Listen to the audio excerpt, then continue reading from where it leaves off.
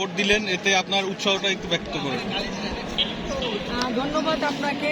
আলহামদুলিল্লাহ, কারণ 17 বছর ফ্যাসিস্টের বিরুদ্ধে আমরা যুদ্ধ করেছি এবং সেই যুদ্ধের ফল আজকের এই নির্বাচন, এবং এই নির্বাচনে আমরা সবাই ভোট দিতে পেরে আমরা সবাই আমাদেরকে নিজেদেরকে স্বাধীন মনে হচ্ছে। কারণ এতদিন আমরা পরাধীন ছিলাম, আমরা নিজের ভোট নিজের অধিকার আমরা প্রয়োগ করতে পারিনি। আজকে 17 বছর পর আমরা নিজেদের ভোট নিজেরা দিয়ে আজকে আমাদের স্বাধীন মনে হচ্ছে এবং আমরা আজকে স্বাধীন বাংলাদেশে বাস করতেছি।